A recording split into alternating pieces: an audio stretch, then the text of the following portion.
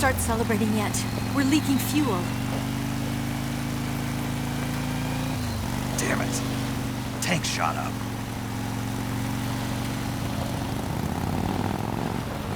Crap.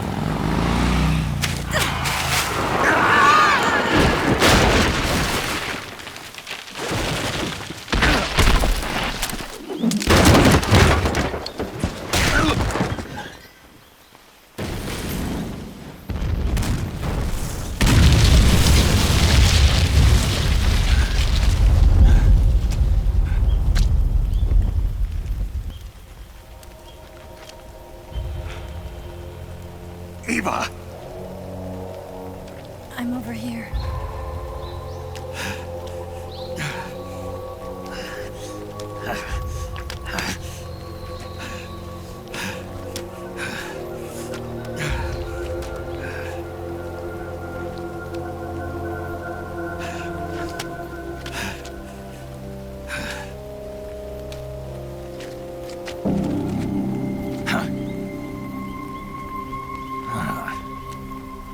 Snake. How's it look? Pretty bad. Not a sensitive bone in your body. Eva, What about you, Snake? I'm fine. That's good to hear.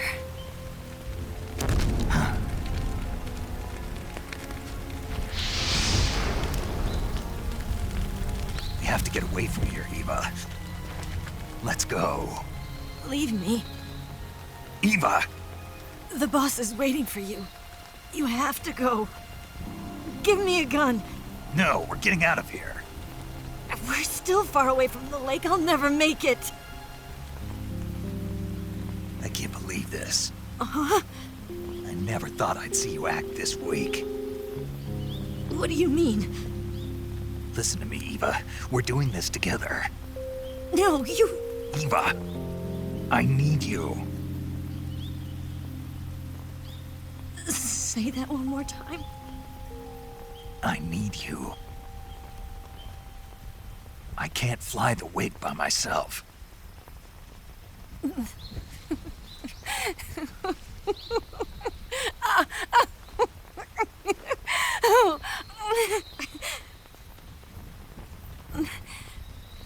All right, then.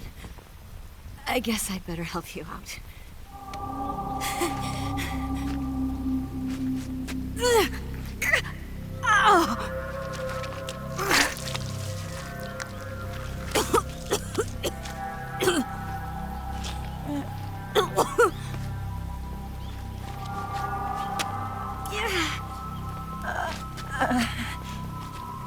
You're lucky to have me.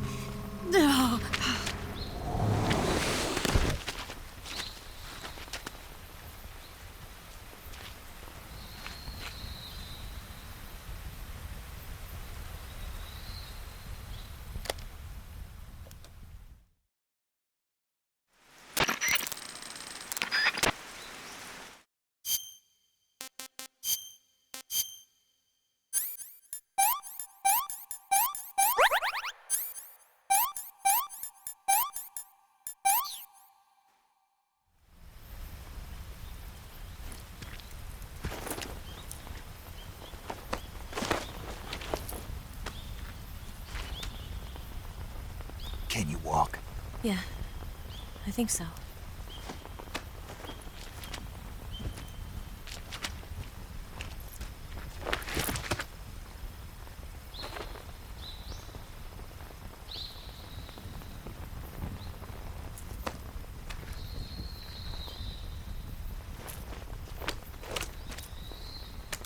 Here.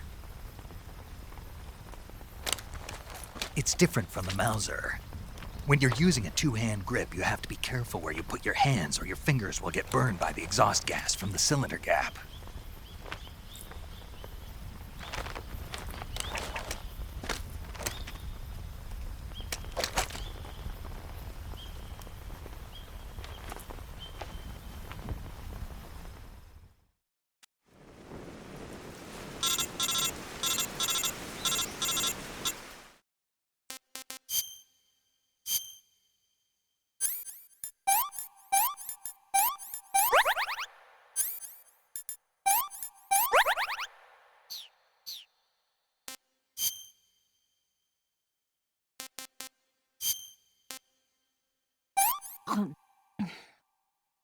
This tastes like crap.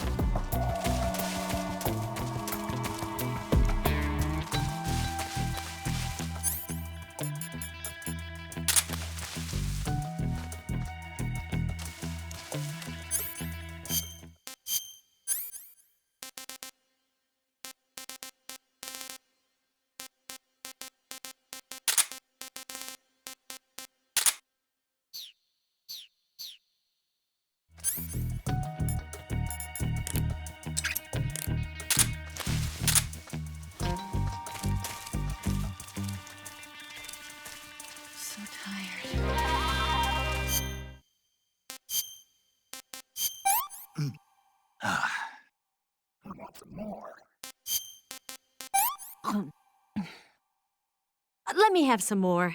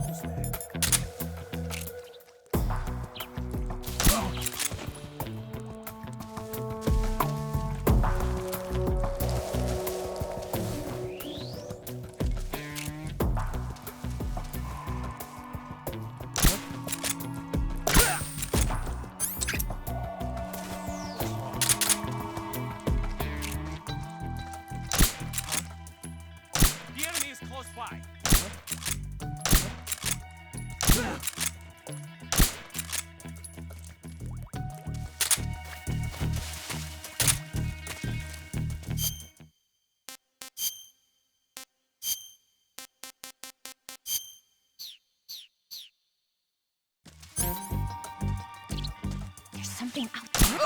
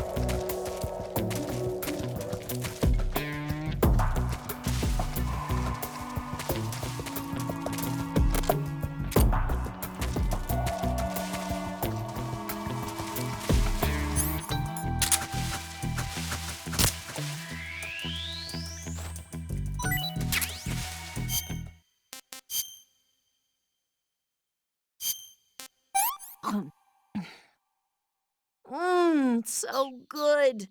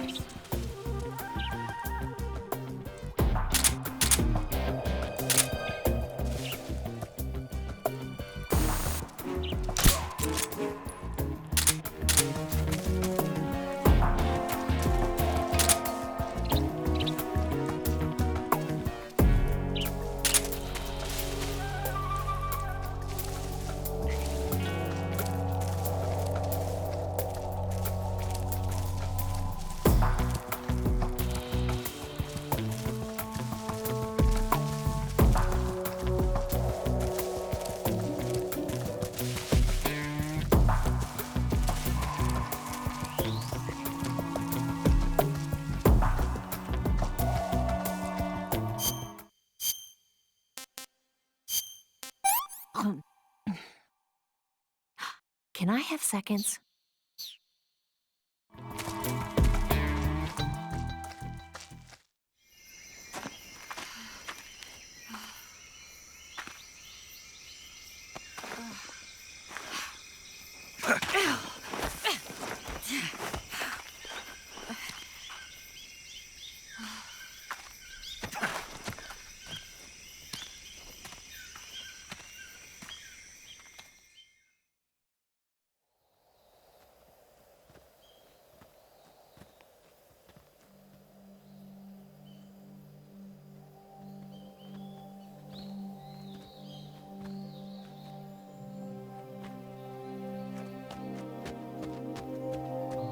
Come on, Snake.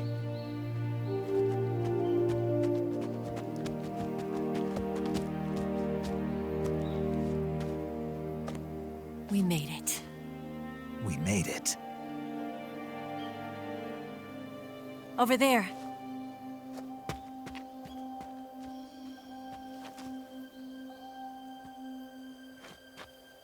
It's the boss, isn't it? I'll go get the wig ready to take off. Right. I'll leave you two alone. But come back in one piece, okay?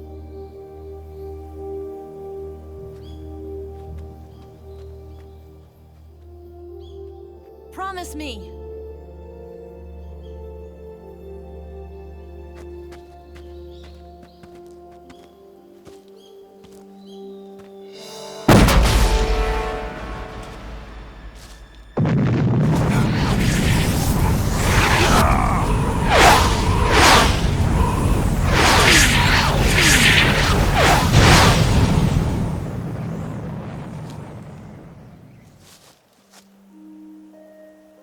Life's end. Isn't it beautiful? It's almost tragic. When life ends, it gives off a final lingering aroma. Light is but a farewell gift from the darkness to those on their way to die. I've been waiting, Snake, for a long time. Waiting for your birth, your growth, and the finality of today. Boss. Why are you doing this? Why?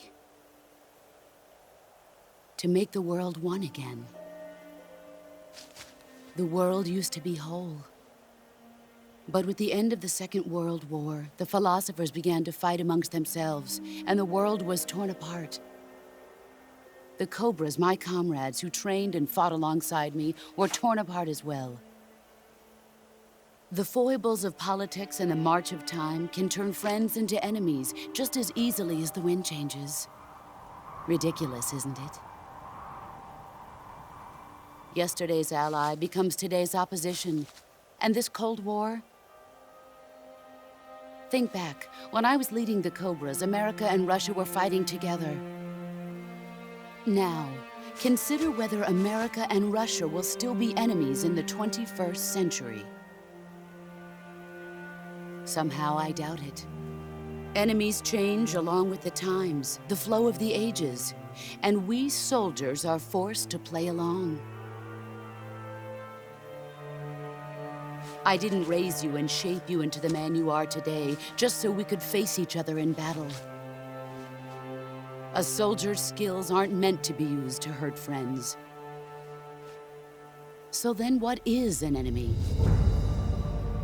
Is there such a thing as an absolute timeless enemy? There is no such thing, and never has been. And the reason is that our enemies are human beings like us. They can only be our enemies in relative terms. The world must be made whole again. The philosophers must be reunited. I will devote my skills to that purpose. And with the Colonel's money, I will achieve that end. Just as I once created the Cobras. They are my family. I may no longer be able to bear children, but I still have a family. It was November 1st, 1951. I was in the Nevada desert participating in atomic testing. The name Nevada is derived from Spanish, covered in snow, white as snow. And snow is exactly what I saw in that Nevada desert. It froze my blood white. Snake, you were an atomic test subject, weren't you? On Bikini Atoll. That's part of the reason I was drawn to you. You and I are alike.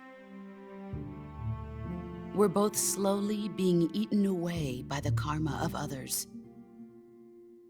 We'll never have the chance to die peacefully of old age. We have no tomorrow. But we can still have hope for the future. In 1960, I saw a vision of the ideal future from space. 3 years earlier, the Soviet Union had succeeded in launching Sputnik, the first man-made satellite in history, into orbit. This came as a huge shock to the United States. In response, America threw everything it had into its own manned spaceflight project, the Mercury program. Even as the Soviets seemed poised to send their first man into space, America was still experimenting with chimpanzees and rockets. The government wanted human data. So they secretly decided to send a human being into space. I was the one they chose. At the time, they didn't have the technology to block out cosmic rays, and whoever they sent up would inevitably be exposed to heavy radiation. That's why they chose me. After all, I'd already been irradiated once. Of course, you won't find any of this in the history books. I could see the planet as it appeared from space. That's when it finally hit me. Space exploration is nothing but another game in the power struggle between the US and the USSR. Politics, economics, the arms race, they're all just arenas for meaningless competition. I'm sure you can see that, but the Earth itself has no boundaries. No East, no West, no Cold War. And the irony of it is, the United States and the Soviet Union are spending billions on their space programs and the missile race, only to arrive at the same conclusion. In the 21st century, everyone will be able to see that we are all just inhabitants of a little celestial body called Earth. A world without communism or capitalism, that is the world I wanted to see. But reality continued to betray me. In 1961, I was sent to Cuba, to Bahia de Cochinos. It was part of a CIA-sponsored invasion under the guise of taking Cuban exiles back to their country. But the US government betrayed them. Our weak-kneed president held back their air support. Defenseless, the exiles were annihilated by the Cuban army. All I could do was watch in silence. I was set up by the very country I'd sacrificed so much for, by the very government I dedicated my life to defending. I was driven from the surface world, and I went underground. Then, 2 years ago, I faced the Sorrow, my old comrade in battle. He was my friend. But one of us had to die. I was left with no choice. The Sorrow gave his life for me. There is no enmity between us. One must live, and one must die. That was the mission. The ones who gave me that mission were the philosophers. Early in the 20th century, the true holders of power in the United States, the Republic of China, and the newly formed Soviet Union gathered together in a secret meeting that would later be known as the Wise Men's Committee. The secret pact they formed there marked the beginning of the philosophers. But the last of the original members died in the 1930s. After that, the organization began to run out of control, and the Wise Men's Committee degenerated into a mere shell of its former self. The philosophers of today have no sense of good or evil. Their influence extends to countries and organizations involved in every aspect of every war. They have become war itself. That's how they operate. The sacrifices of war cause a shift in the times. This shift leads to renewed conflict, and in turn triggers the next war. Like a nuclear chain reaction, each conflict sparks countless others, forming an endless spiral that will continue on for eternity. Do you understand what I'm saying, Snake? By consuming me and you, the philosophers intend to keep that cycle going forever. It was my father who explained all of this to me. He was one of them. You see, I am the last remaining child of the philosophers. But after he revealed the truth, my father was killed by that same shapeless, formless organization. And my father isn't the only thing the philosophers have taken from me. In June of 1944, the Cobras and I took part in the landing at Normandy. We'd been given a top-secret mission to locate and destroy enemy V-2 rocket installations. I was pregnant at the time. The Sorrow was the father. I gave birth on the field of battle. A beautiful baby boy. But my child was snatched away from me by the philosophers.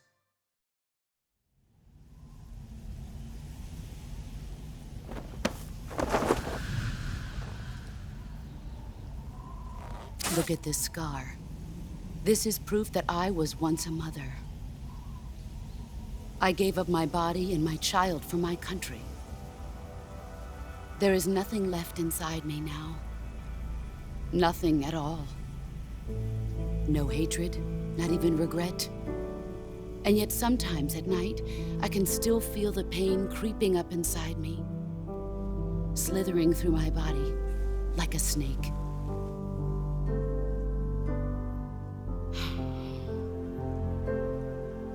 I've never talked this much about myself before. Thanks. Thanks for listening to me.